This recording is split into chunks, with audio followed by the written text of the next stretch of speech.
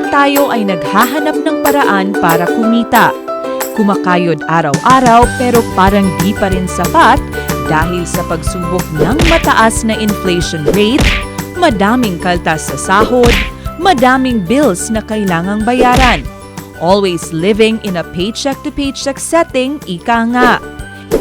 Hello, welcome to Your Money Matters. I'm your host, Risa Singson Kaupeng from Manila, Philippines. In the 4th season of our show, we're going all around the world to chat with Filipinos who work in different countries, working at different jobs. Salitang abroad ay masarap pakinggan, pero doon mo pala mararanasan yung mga hirap na hindi mo siya inaasahan. Hindi lahat ay may alam sa financial literacy o tinatawag natin na financially educated. Importante i-educate din natin yung family natin. Ano ba talaga ang mga priority na gastusin? Financial literacy knows no boundaries. Dapat tayo ay may sapat na kaalaman kung paano hawakan ang ating kinikita. Kaya ang mga IMG campaigners sa iba't ibang dako ng mundo ay nagsisikap upang mapalaganap ang mga kaalaman tungkol sa financial literacy. Kilalanin natin sila in our latest season of Your Money Matters.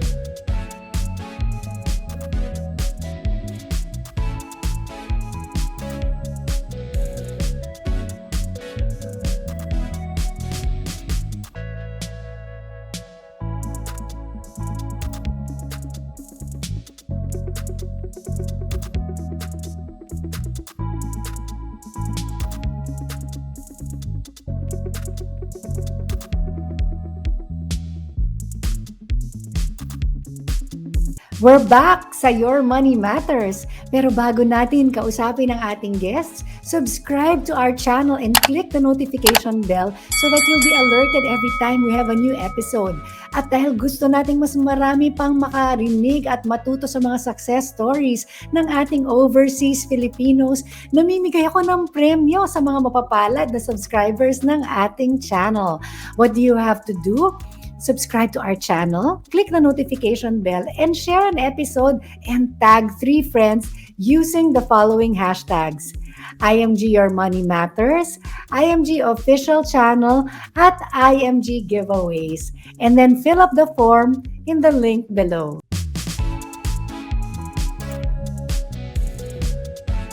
Don't go away. After a short break, YMM Your Money Matters. We'll be right back.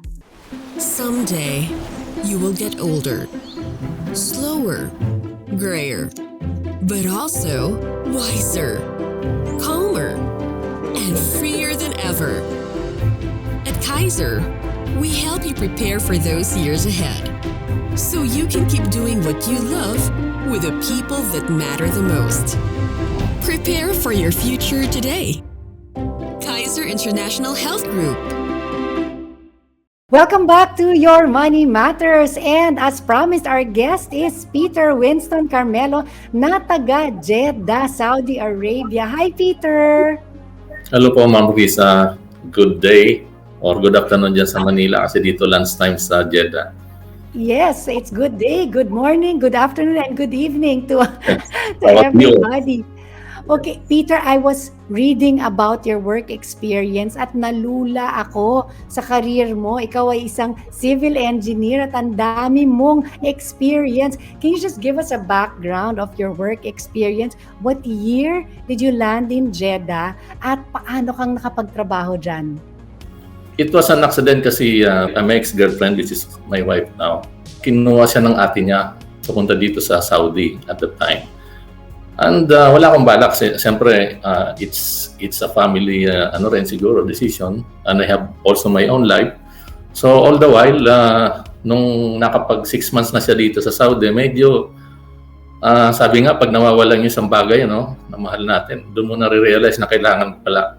So doon isang instance na parang na-pressure ako na it's either I have to come here in Saudi or That's it. 1994, I started here. Pero alam ko na pagdating ko dito, sabi ko, I can do magic. I am confident. Pagdating ko dito, talagang may purpose na ako. I entered as a draftsman, pero nung nakita ko na yung boss ko na arkitekto, mga Syrians na at saka structural, I start to introduce myself. I start to show them that I'm just not a draftsman. So right here and there and then, actually talagang pinatraining ako ng precast, yung manufacturing namin ng precast. Nasa site talagang nalulula ako, sabi gusto kong matutunan yan. So within 6 months uli, talagang full-fledged na ako planning and design engineer. Saka nag-ano kasi ako ng AutoCAD. So yun yung naging easiest way ko sa Saudi. Napaka-successful at napakalawak ng naging experience mo dyan as an engineer. Pero alam ko na ngayon gusto mong mag-transition into IT, into infotech. Can you tell us why? Actually, nung college days, my wife actually sa computer engineer way back in 90s. Siya yung lower years ko siya yung computer engineering nag-aaral. Ako naman civil engineering. Siya ang taga-turo sa akin kung anong gagawin sa siyempre. So, ngayon iba na. Nabaliktad na. Ako na yung doctorate sa IT. Pero ganito yun. Even way back na nasa Manila ako, nung nag-AutoCAD ako, napakakalikot ko kasi dahil meron ako minsan nagpa-pop up ng mga help sa AutoCAD na pwede pa rin baguhin yung mga program doon. So that was slowly unconsciously that I start to change and unconsciously become a programmer. With all those years na binalikan ko, nung nasa airport na ako, naalala ko dahil with all those nung una kong salta rito, I revised the AutoCAD, creating a shortcuts with one keynote ng keyboard. Gusto kong may action siya, mag-draw ng circle, ng line. Pinag-aralan ko talaga yon. Kaya doon ako na-capture ng mga bosses ko noon na, kasi tatlo kami, may isang nagma-manual drafting, may isang sa Pakistan, actually expert talaga siya. Kaya nagtataka siya, ba't ang bilis ko makatapos? Actually, mabilis kasi siyempre yung background ko is engineer. Sila naman draftsman lang talaga. Siguro isa rin yun, pero ang sabi nila hindi rin meron ng technique Pero actually it's a secret kasi talagang binabago ko yung mga command sa loob. Meron nga isang beses kasi minsan nagmamadali ako pag bumabalik ako, nababago yung mga drawing ko doon. So ang ginawa ko, sabi ko para hindi magalaw ng ibang nationality, binago ko yung ng Tagalog menu. Kahit nung nagbakasyon ako para hindi magalaw yung computer ko, yung AutoCAD ko, Tagalog menu. So, nagtatawanan yung mga boss ko noon kasi saan daw nanggaling yung version ng AutoCAD ko na Tagalog. Sabi ko, may own version. So, yun, doon ako na-expose. Nung lumipat na ako sa airport, actually, one of the challenges doon, nagbuo ako ng isang department, isang section. Bagong department yun sa airport actually, na nabasbasan pa ngayon ng government. Nagkaroon ng budget yun, kahit ito ay may-ari ng company namin. Kasi nag-create ako ng application system ng Development Control and Performance Management System na talagang may sistema kasi yung airport. Parang ginagawa ko, in-extract ko yung data doon, tapos nagpo-process din kami. So, sa madalit sabi, nagbuo ako ng team kasi challenge ako ng boss ko You have to run the mobilizations as well as pag nanalo tayo sa bidding, gawa ka ng department para ipakita natin magkakaroon tayo ng how to control the operations and maintenance in another way ng sistema natin, ng company natin. So, napaka-challenging na yun. So, doon ako na-expose. So, may mga frustrations na minsan hindi nagagawa ng mga tao ko, yung DBA, yung programa. So, sabi ko, I think I have to do it myself pag di nila nakakaya. So, doon ako nagsunog ng kilay. So, ang wife ko noon nagagalit dati sa akin kasi at that time, bumibili ako ng mga CDs na ang kakapal, ang mamahal. Binabasa ko yun with my own. Hindi ako nagkaroon ng formal training noon kasi nahihiya ako dahil civil engineer ako, mag-aaral ako. Parang it's another world. Pero kaya yun, nagsarili ako. Pero moving to IT world, pinag-aralan ko rin yung maganda ang salary ng language, kaya tinarget ko ng Oracle. So talagang nagsunog ako ng kilay dyan. So meron tayo sa community, yung godfather ng isang anak ko, manager dito sa isang ospital. Na nalaman niya na malaki yung sistema ang ginawa ko dun sa So at that time, sabi niya, we're looking for an IT manager in the new branches that will be open. So pinipilit niya talaga ako, kaya ginawa niya nga, naging ninong ng anak ko para lang makumbinsi ako. Kasi yung wife ko naman actually nagtatrabaho, and even the sister at that time, my wife, Sila yung nag-start ng hospital na yan, Saudi German Hospital. So sabi ko sa wife ko, should I give it a try? Pero at the same time, alam ko na may fix naman ako sa mga part-time ko, sa mga consultant office. Sabi ko, maganda na ito, dalawa yung job ko. So anyhow, hindi naman ako magiging programmer forever kasi may target naman sila sa akin maging IT manager sa isang new branches. So doon ako na and the rest is history. Nag-start ako dito sa Saudi German 2001 at would you believe 22 years na ngayon, inabot ko na yung different stages ng hindi na ako pinapunta ng pagiging IT manager. Nag-conceptualize kami ng group IT. So nagkaroon na kami ngayon ng IT company at nakatulong na rin tayo sa ating mga kababayan dyan sa Pilipinas. Nag-put up kami ng IT company dyan sa Pilipinas under my name since 2018 and until now it's running. So, I'm guessing sa success mo sa civil engineering career mo, and then you've also transitioned to IT, na marami ka nang napundar, marami ka nang kinita, at ang pamilya mo, kasama mo dyan, bit-bit mo sila dyan, in fact, nauna yung misis mo, so I'm sure nakatulong ito sa finances mo, no? You've probably made many investments already. How did you lay your financial foundation before you came to know IMG? Tama ka doon.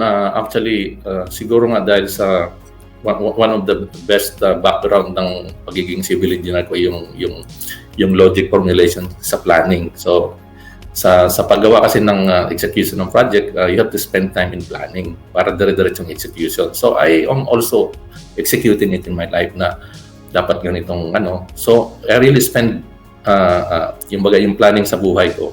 Sa tama ka doon, kaya dahil ngayon na before IMG, nag-isip na kami ng paano ba mag-retire. Di ba? Para naman na at early stage in our lives, talagang tama na yun, it's more than enough. We are here already 28 years. Almost half of my life already na talagang nandito na. Mas matagal pang buhay ko dito sa Saudi kaysa dyan sa Pilipinas. So, sabi ko nga, ngayon pa, pag nag-retire pala ako dito, hindi ko alam kasi may company kami dyan sa Pilipinas. Siguro semi-retirement, pero it's okay. Talagang napaka-untimely nang nag-join kami sa IMG from where talagang nakita. So Peter, ano yung big difference that IMG made in your financial life? Kasi the way I see you, you're already so successful. I'm guessing milyon-milyon na yung naitabi mo since you're a very, sabi mo nga, talagang marunong ka magplano at marunong kang mag-execute. Although, alam ko, hindi natural yan sa lahat na tao. Kasi marami rin akong na-interview dito sa show natin na mga accountants silang nag-aalaga ng mga treasure ng kumpanya nila, pero sila mismo sa kanilang sariling financial life, hindi nila alam kung paano i-manage yung sarili nilang treasure. So, what's the big difference that you learned nung napunta ka na sa IMG?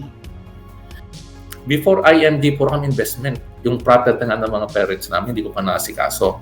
Kasi sabi ko, sa family naman namin yun, pero kami talaga mag-asawa. Talagang puro kami investment. When I joined IMG, nakita ko ang malaking gaps na ginagawa ko. I thought, talagang stable na ako, maganda na yung, tama ka doon kasi yung, sabi nga ni IMG, nasampal ako doon eh. Sabi ni IMG, ang financial literacy actually is not given sa dati.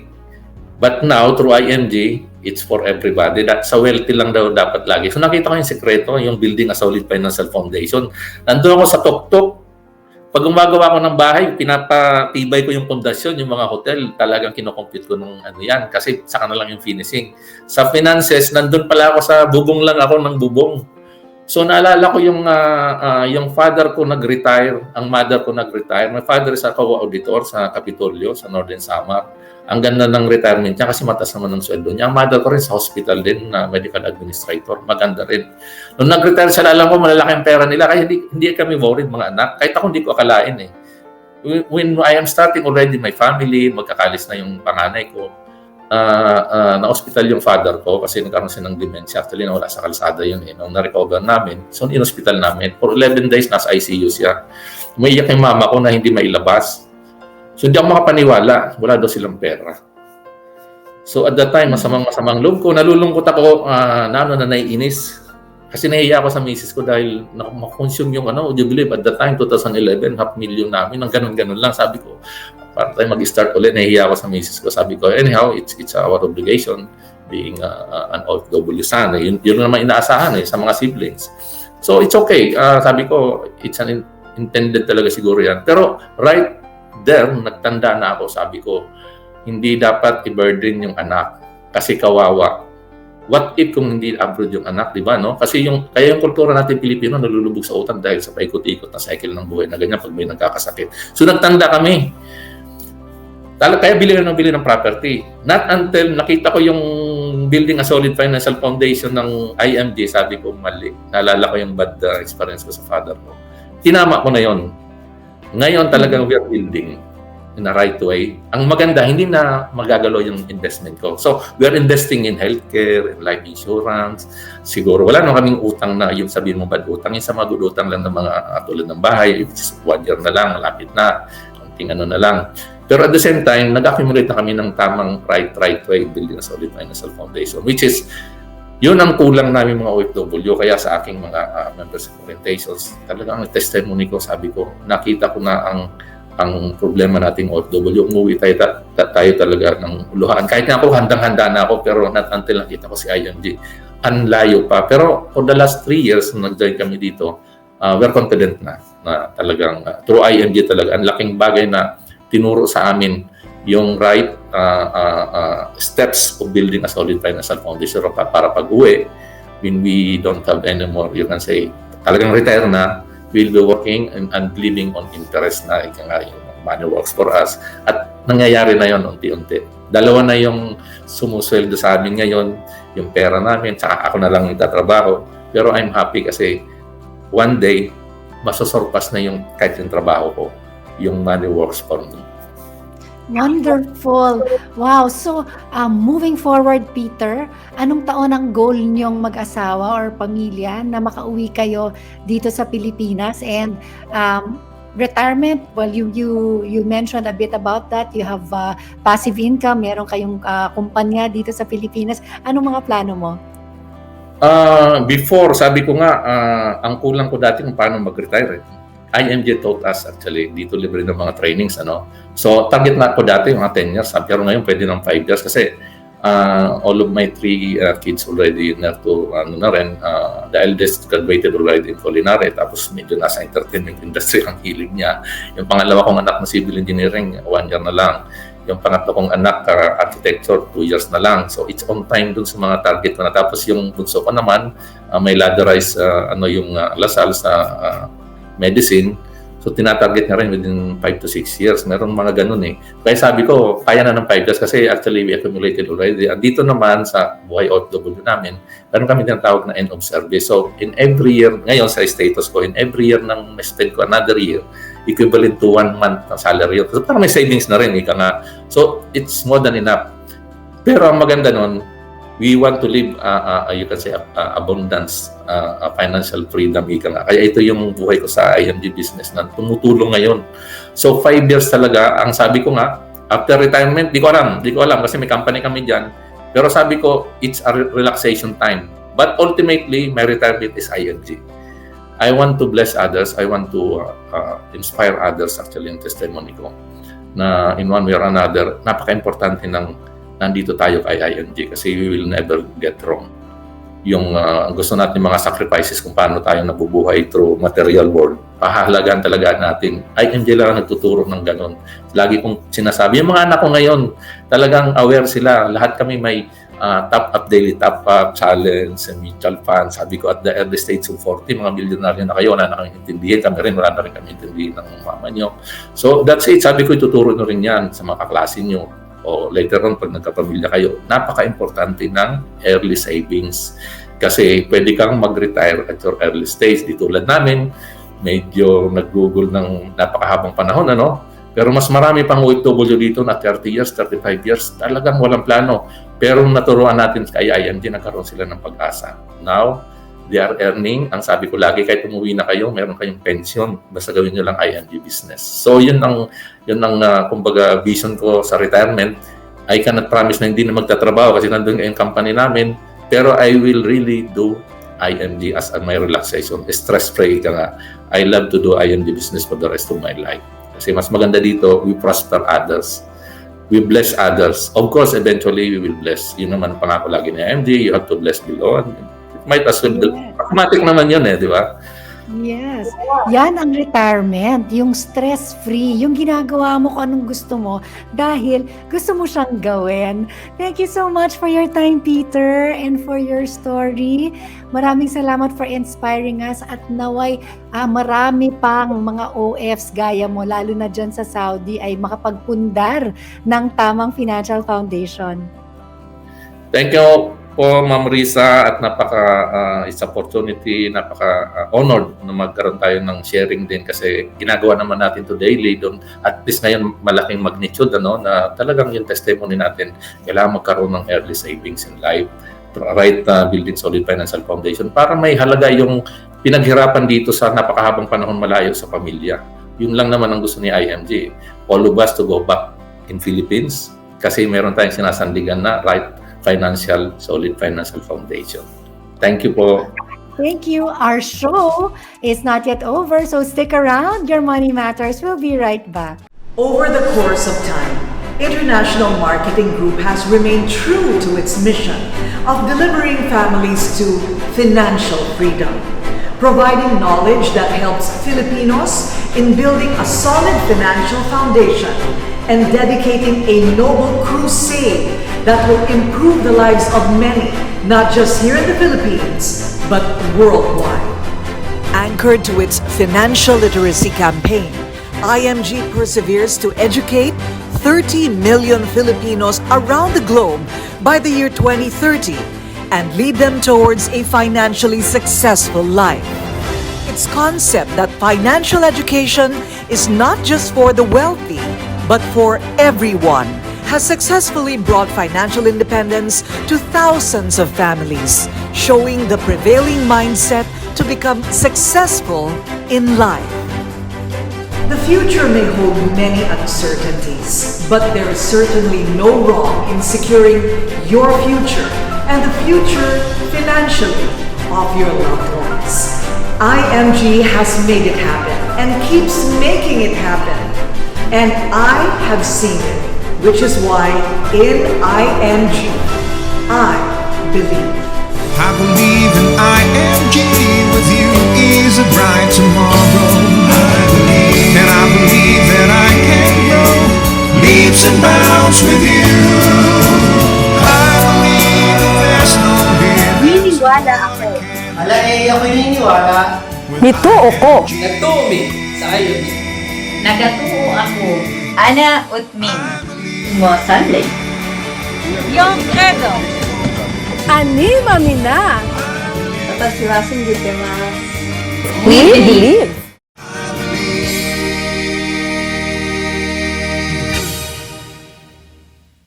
Nakaka-inspire ang kwento ni Ruth Astley at Peter Carmelo dahil sila ay mga successful OFWs na gusto nating tularan.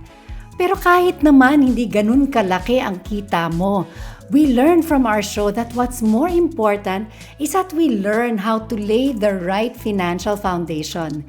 Kaya kung gusto mong matuto kung paano maglatag ng tamang financial foundation, log on to img-corp.com. Till our next episode, I'm Risa Singson Kaupeng. I'll see you again because your money matters.